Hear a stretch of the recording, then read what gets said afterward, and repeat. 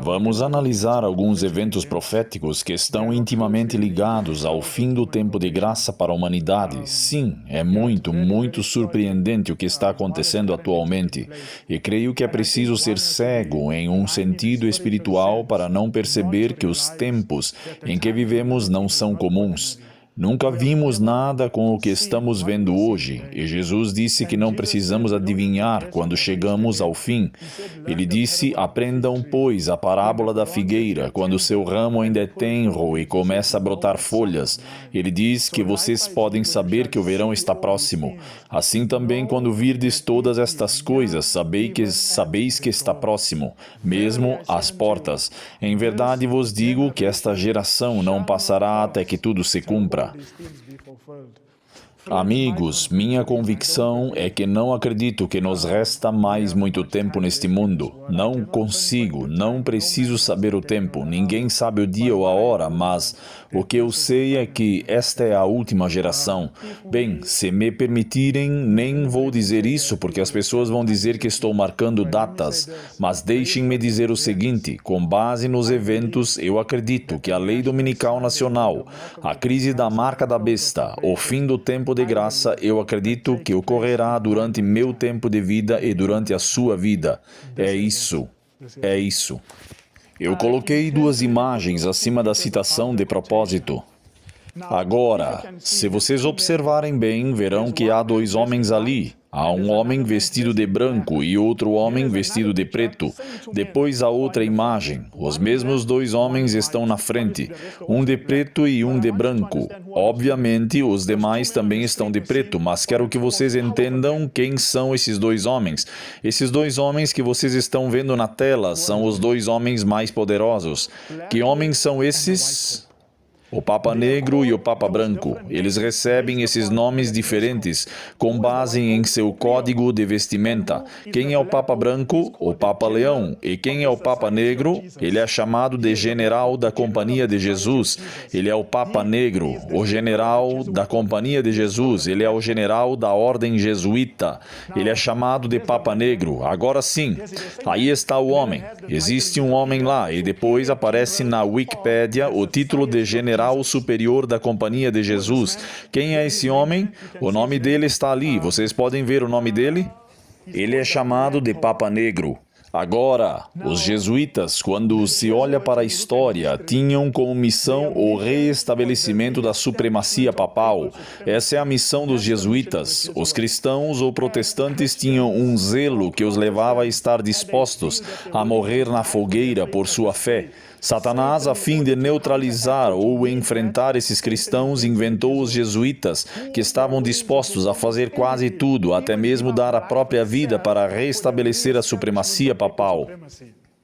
Então eu quero que analisemos os eventos relacionados ao encerramento do tempo de graça, aos jesuítas. Qual é o papel da Companhia de Jesus nesses eventos que levarão ao encerramento do tempo de graça? Eu quero que vocês leiam esta citação e vejam como os jesuítas trabalham. E depois vamos analisar os Estados Unidos da América, o assassinato de Charlie Kirk e as pessoas que cercam o senhor presidente Donald Trump. Agora, lembrem-se, se vocês lerem o contexto da citação, verão que a Companhia de Jesus foi criada por Satanás para parar o zelo dos protestantes que estão dispostos a morrer por sua fé.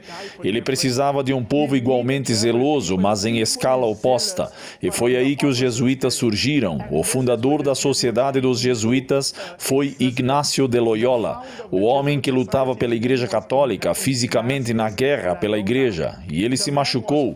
Então ele ainda queria lutar pela igreja, mas pensou: como posso lutar pela igreja se estou ferido? E ele pensou que, sabe, a melhor maneira de lutar pela igreja talvez não fosse tanto com armas físicas, talvez seja melhor através da infiltração que eu possa lutar pela igreja. E assim foi fundada a Sociedade dos Jesuítas.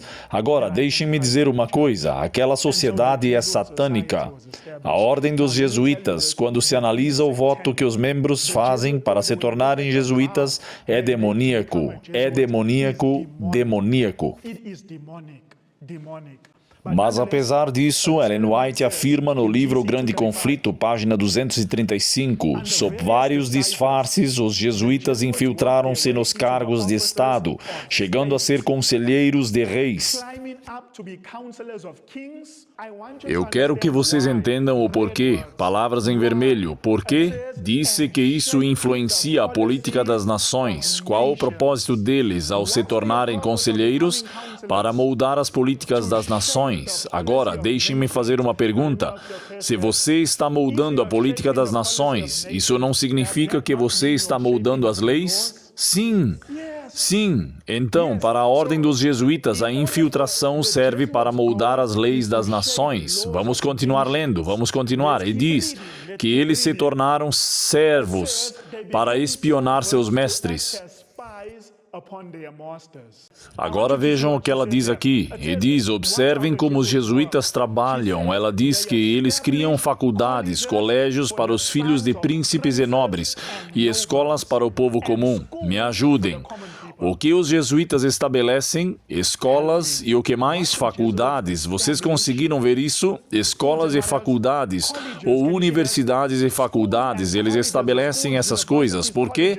E diz, e os filhos de pais protestantes foram levados a observar os ritos papais. E diz, os jesuítas se espalharam rapidamente pela Europa. Agora escutem, e onde quer que fossem, seguiam um renascimento do papado. Me ajudem, me ajudem. Qual é o objetivo final dos jesuítas? Um renascimento do papado. Agora pergunta, será que eles pretendem fazer isso através das leis das nações? Sim. Será que eles estão buscando fazer isso por meio de suas faculdades, escolas e universidades? Sim. Educando as pessoas que irão ocupar esses cargos, doutrinando-os essas pessoas para que, quando estiverem nessas posições, as leis daquela nação possam ser alteradas para reviver o papado. Vocês estão me entendendo, amigos? Isso está claro. Como os jesuítas conseguirão um renascimento do papado na América? Escolas, faculdades, verdade. Moldando as políticas das nações, verdade. Vou falar sobre isso, mas quero que vocês saibam. Quando o papado será reavivado na América? Porque se eu souber quando o papado for reavivado, revivido na América, então eu saberei que os jesuítas trabalharão dessa maneira, porque quando isso acontecer, o papado será revivido. Observem o livro O Grande Conflito. Esse livro é pertinente, amigos. Digo-lhes, este livro precisa ser estudado. Grande Conflito, página 573, parágrafo 1. Escutem, quando é que o papado ressurgirá na América? Quando? Ela diz no Grande Conflito, página 573, ela diz, nos movimentos em curso nos Estados Unidos para garantir o apoio do Estado e as instituições e práticas da Igreja, e ela está dizendo que existe um movimento nos Estados Unidos para unir Igreja e Estado, de modo que a Igreja tenha o poder do Estado. Então ela diz que os protestantes estão seguindo os passos dos papistas. Ela diz mais, o que os protestantes estão fazendo? Estão abrindo o caminho para que o papado recupere na América protestante a supremacia que perdeu no Velho Mundo. Oh, amigos, eu deveria ter colocado meu vídeo do Alberto Rivera. O homem lhes diz que eles se infiltraram em todas as denominações. Alberto Rivera diz que foi um jesuíta que escapou desse movimento. Ele diz que eles se infiltraram na Igreja Adventista do Sétimo Dia também. Eles convidaram. O homem disse, todas as igrejas, até mesmo nos Adventistas, ele afirmou que havia pessoas dentro da Igreja Adventista do Sétimo Dia. Ele diz que não há uma igreja onde não haja jesuítas. Vejam o vídeo de Alberto Rivera. O que eu sei é o seguinte, até mesmo a denominação adventista do sétimo dia foi submetida à maior e mais real armação de toda a história da denominação.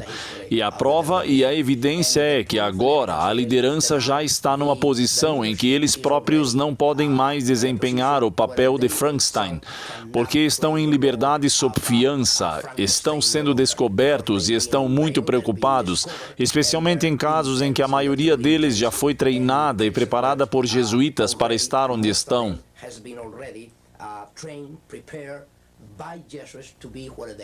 Agora, na próxima frase, ela diz, a frase seguinte que a profetisa diz é de que maneira ocorrerá o renascimento do papado, da união entre igreja e Estado, mas então ela vai dizer que é algo específico. Escutem o que ela diz. Ela diz, e o que dá maior significado a esse movimento, o movimento de união entre igreja e Estado na América, é o fato de que o principal objetivo contemplado é a imposição da observância do domingo. Pergunta, quando o domingo for imposto nos Estados Unidos da América, isso completará a imagem da besta? Sim. Sim, tem que ser a conclusão da imagem da besta. Agora entendam. O domingo, de onde vem o domingo? Da Bíblia ou de Roma? De Roma. Então, quando os Estados Unidos impuserem o domingo, a quem os Estados Unidos estarão revivendo ou exaltando?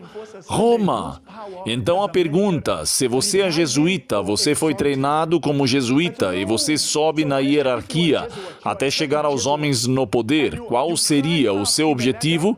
O que você faria, secretamente ou abertamente? A celebração de qual dia? O domingo. Vocês concordam comigo? Este é o dia pelo qual eles vão forçar o domingo. Agora, isso foi divulgado há alguns dias atrás e diz que é uma pequena escola jesuíta. Que escola? Agora me ajudem. É assim que os jesuítas trabalham nas escolas? Foi o que Ellen White disse? Sim, ela disse isso. E diz, uma pequena escola jesuíta em Denver se tornou discretamente um ponto de acesso para republicanos influentes ligados ao redor de Trump. Aqueles que estão ao redor de Trump foram educados em escolas jesuítas. Os jesuítas, as pessoas que estão ao redor deles são jesuítas. O que Ellen White disse? Que os jesuítas vão trabalhar dessa forma? Idêntico. Vamos ler o artigo. Vejam, isso vai deixar vocês de boca aberta. Amigos, e diz, uma universidade católica aninhada nas Montanhas Rochosas produziu discretamente um número surpreendente de figuras que agora ocupam posições influentes na esfera política do presidente Donald Trump e em um movimento conservador mais amplo. Universidade Regis, não sei se estou pronunciando certo, um instituto jesuíta de 148 anos em Denver, uma velha instituição que se tornou um denominador comum inesperado entre os líderes conservadores que moldaram a política americana por décadas. Interessante. A próxima parte vai te surpreender. Vejam o próximo parágrafo, o último, e diz, a conexão inclui duas mulheres na órbita de Trump que atualmente são notícia. Quem é esta primeira mulher? Erica Kirk, a nova CEO da Turning Point USA, após o assassinato de seu marido Charlie Kirk. E Lindsay, vocês podem ver que é a indicada de Trump para procuradora dos Estados Unidos para o Distrito Leste da Virgínia, ambas se formaram nesta universidade jesuíta. Interessante. Erica Kirk estudou com jesuítas, foi treinada por jesuítas. Isso vai chocar vocês agora. Lágrimas falsas. As pessoas estão dizendo que eu não vou julgá-la, mas as pessoas estão dizendo acabou.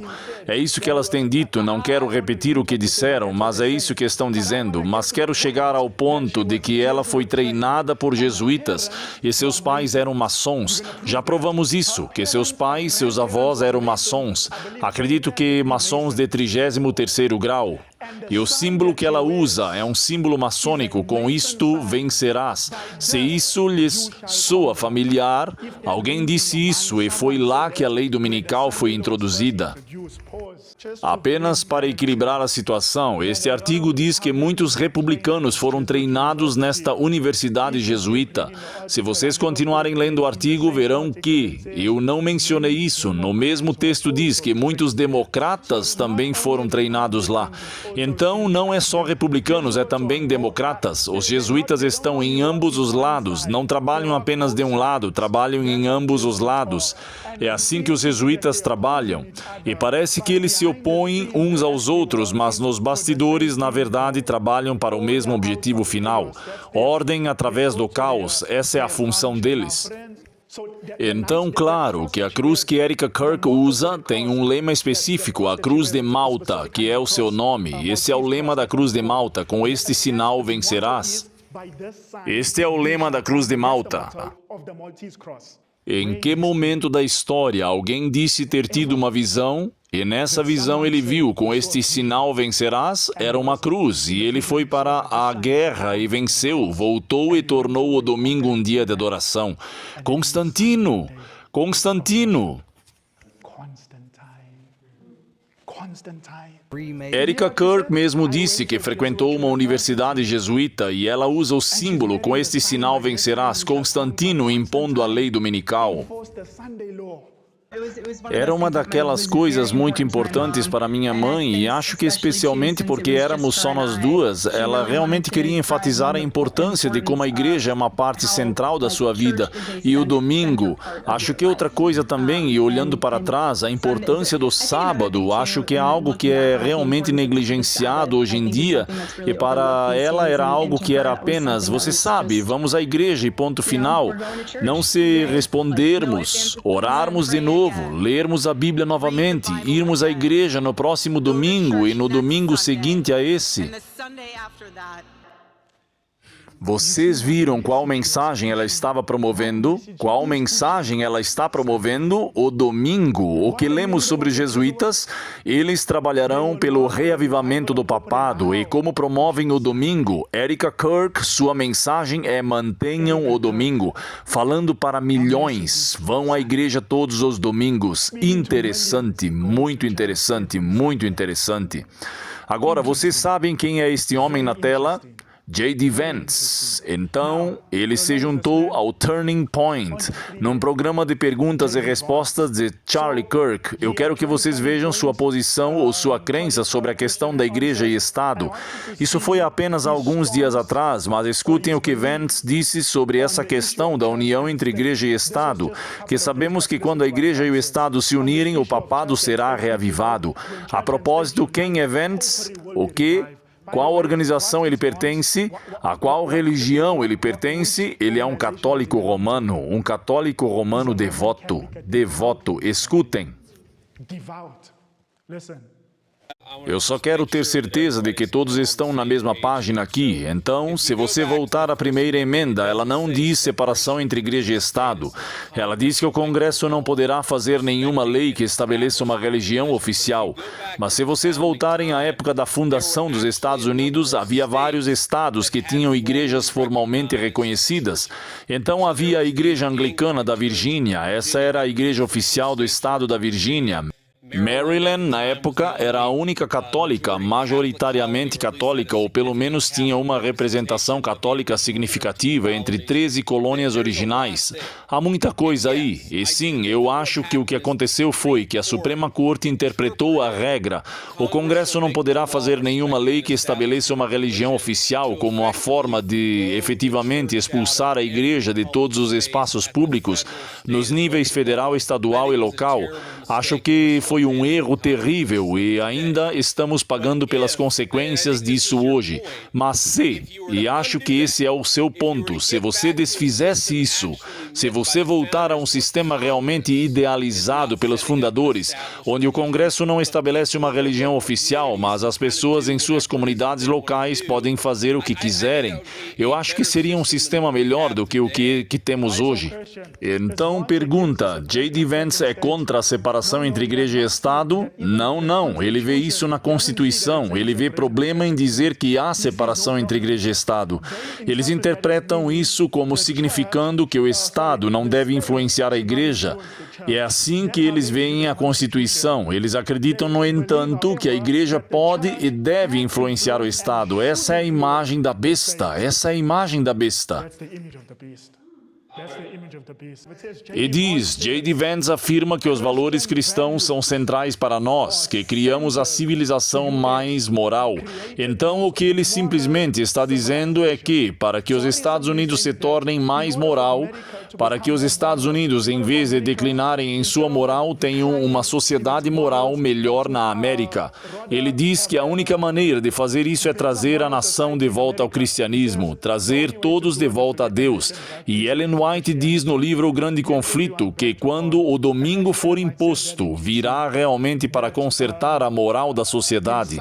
Novamente, J.D. Vance, em 31 de outubro de 2025, e diz: J.D. Vance diz que seus filhos foram criados católicos e espera que sua esposa, Asha, se converta. Então, sua esposa, eu acredito que ela professa ser hindu, e ele está dizendo que espera que ela se converta e se torne católica também. Então, estou apenas mostrando as fortes crenças católicas das pessoas no poder ou das pessoas próximas a Trump, fortes crenças católicas. Erica Kirk, J.D. Vance, eu esqueci, o ministro das Relações Exteriores, Marco Rubio, forte católico romano. Edwin Kennedy, católico romano, todos aqueles que cercam Trump são católicos romanos. O artigo, o observador diz... E diz, domingos assustadores deveriam ser domingos em casa. Vocês dizem, do que eles estão falando? Domingos assustadores? Em outras palavras, estão dizendo que hoje as pessoas estão quebrando o domingo, quebrando o sábado, que eles chamam de domingo, e estão transformando o domingo em um fardo com todas essas atividades, quando o domingo deveria ser um dia em casa, um dia relaxante. Oh, amigos, nós estamos em problemas, nós estamos em apuros. No volume 7, página 182, Ellen White diz que todas as religiões, todo o mundo se unirá sob a cabeça, o poder papal. É isso que ela diz. Volume 7, não vou ler toda a citação. Eu quero que vocês escutem este clipe. Aconteceu há alguns dias atrás. Religiões de todo o mundo se encontraram no Vaticano. E é interessante onde se encontraram. Encontraram-se no Coliseu. Foi no Coliseu. O que aconteceu no Coliseu? O que aconteceu historicamente no Coliseu? O que aconteceu aos cristãos que protestaram contra Roma? Eles foram assassinados no Coliseu. Muito interessante, quando o papado se uniu e todas as religiões do mundo todo, eles vieram a Roma, foram ao Coliseu. Por quê? Como um sinal de que aqueles que não se unirem a essa união, sua sentença de morte os aguarda. Escutem.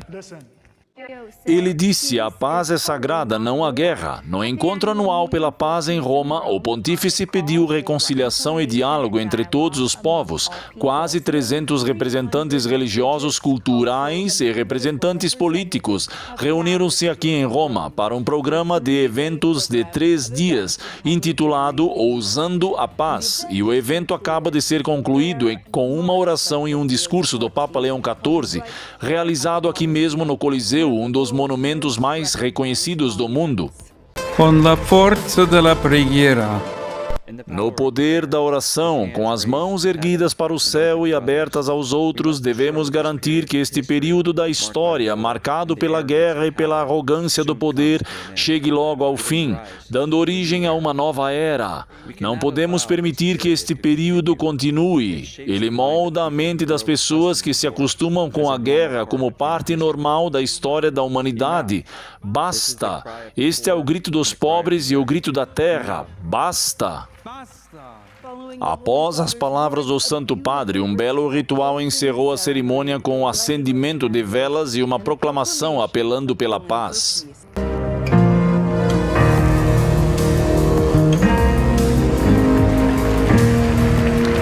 A série de encontros terminou apropriadamente aqui no Coliseu, bem atrás de mim, e embora hoje seja considerado uma das 7 maravilhas do mundo, teve uma história brutal. Um local onde muitos cristãos foram martirizados, onde batalhas sangrentas entre gladiadores e animais foram travadas.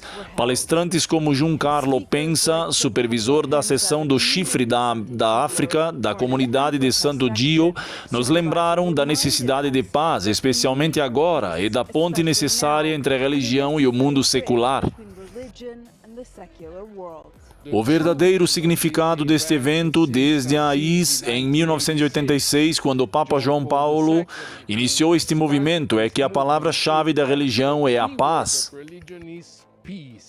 A série de encontros teve como foco unir líderes religiosos, políticos e líderes culturais para dar continuidade ao diálogo aberto pelo acordo entre o Hamas e Israel. A paz esteja convosco. O tema do encontro desta noite é caminhar juntos na esperança. Há 60 anos, uma semente de esperança para o diálogo interreligioso foi plantada. Hoje, a sua presença testemunha que essa semente está presente. Vocês ouviram? Todas as religiões. E vocês conseguem ver o que está em cima do Papa ali? É um demônio. No Vaticano, é um demônio. É um demônio saindo das chamas. Muito interessante. Estávamos em Colônia, na Alemanha, uma das maiores catedrais do mundo, acredito eu. É a Catedral de Colônia, na Alemanha, e fomos visitá-la. E quando você olha para fora, vê figuras como demônios, metade homem, metade animais, quase como se estivessem tentando escapar, sabem? Algo está tentando fugir, sair. É literalmente demônios, todos na lateral do prédio. E quando você entra, você pode ver, vocês sabem, Ellen White fala sobre isso no Grande Conflito, que eles constroem suas grandes catedrais de uma forma que parece que querem lançar um feitiço sobre você.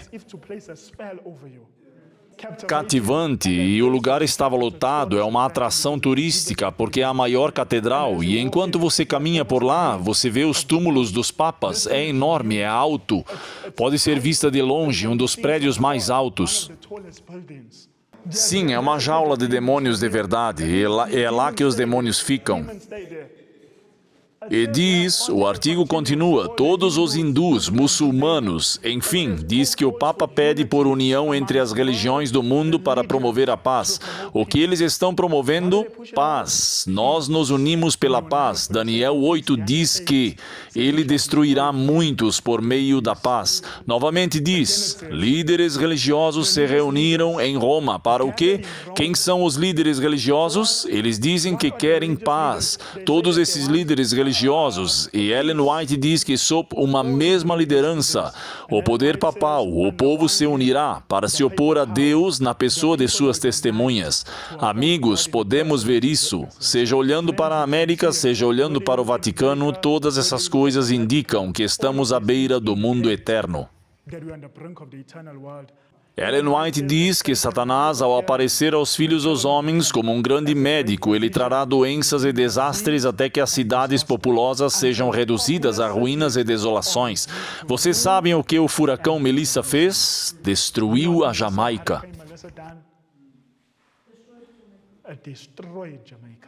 Vejam o que o furacão Melissa fez. Isso é o Grande Conflito, página 589 e 590. Uma missão urgente que busca resgate está em andamento na Jamaica após o furacão Melissa atingir a ilha. A extensão e a dimensão da devastação ficaram evidentes. O primeiro-ministro Andrew Hall declarou todo o país como área de desastre. Algumas cidades foram completamente isoladas. A paróquia de Santa Isabel foi atingida diretamente pelo furacão histórico. Ontem foi horrível, terrível, aterrador, o pior dia da minha vida, a pior experiência da minha vida. Vimos em primeira mão as condições traiçoeiras enquanto viajávamos pela ilha, estradas destruídas, veículos soterrados em escombros. A cidade de Santa Cruz está completamente devastada. Uma parede de água e rochas desceu das montanhas e atravessou o centro da cidade, destruindo tudo. A volta à normalidade levará meses. Amigos, vocês podem ver, nós estivemos lá alguns dias atrás e que Deus ajude seus filhos. Essas coisas se tornarão cada vez mais frequentes e desastrosas.